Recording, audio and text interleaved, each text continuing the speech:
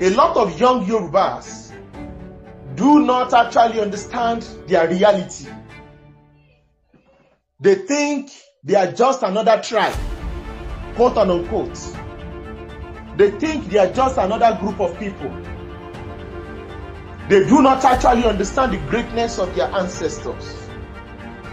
To the extent that young Yoruba youths, especially the women, do not even know that they do not need to use Margaret Thatcher as role model of feminism. That they do not need to use the Queen of England as their role model of feminism. There are powerful historical figures in Yoruba land, in this part of the world, that should be their role model of feminism. And when I mean feminism, is that the women should have equal status economically and politically in governance anywhere in the world.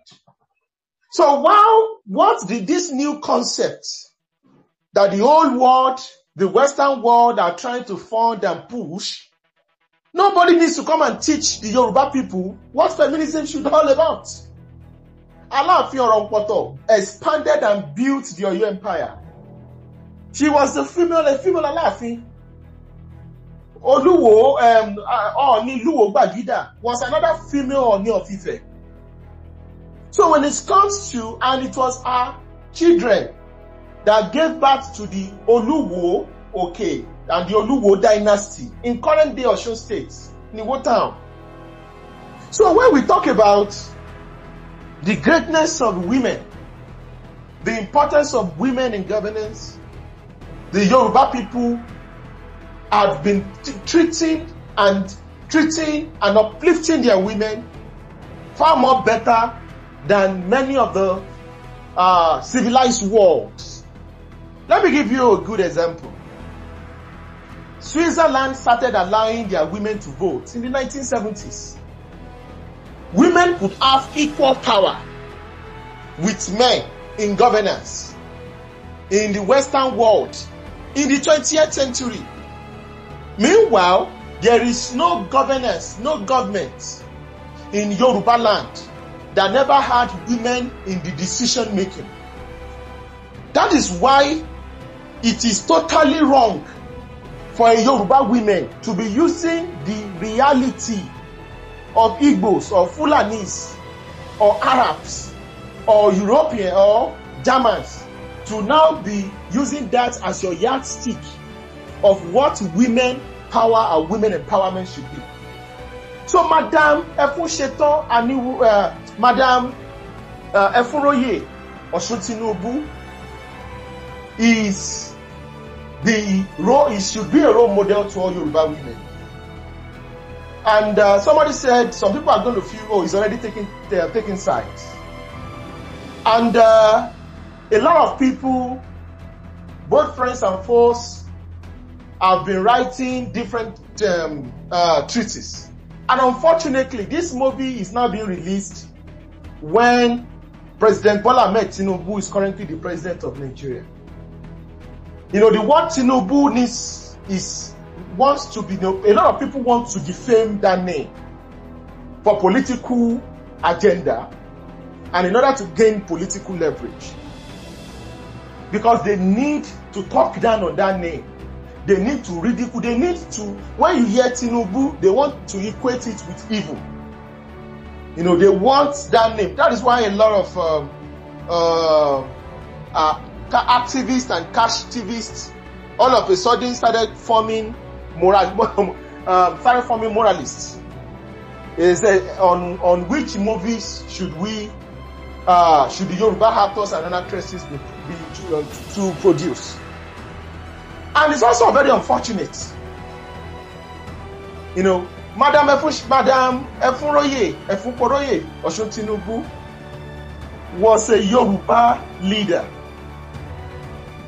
Madam Tinubu was a Yoruba nationalist. He was never a Nigerian. He was somebody that fought for the right of indigenous Yoruba people. I'm still going to get there. So what is the business of Awa from Jos, or Uche from Ebonyi, or Efion from Akwa Ibom, trying to have an opinion about the historical reality of the Yoruba people. And this is one of the problems that Nigeria has not been defined. A lot of people do not even actually understand what Nigeria is all about. And we should always fear fools in large numbers. When you have fools in large numbers, they are capable of destruction. So this is why the false pretense of morality that has permeated the Nigerian political and social media space about this movie is all political. Let me give you an instance.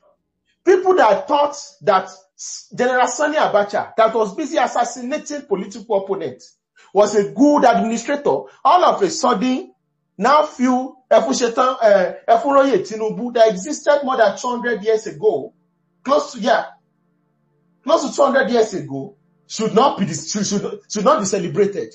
It is called selective outrage and selective hypocrisy. So Nigeria is not, to the Igbos, to the Ijos, to the Benis, to the Benue, people from the Middle Belt. We don't hate you. But we want you to know something. If the Hausa Fulanis want to celebrate with Madam Fodio, it is not the right of the Yoruba people to start going and start saying all sorts of rubbish and saying, oh, it should not be celebrated. I'm going to give you one instance. The biggest plantation slavery in sub-Saharan Africa was built by the Sokoto Caliphate. There are different forms of slavery. We have the chattel slavery. We have plantation slavery. We have indentured servitude.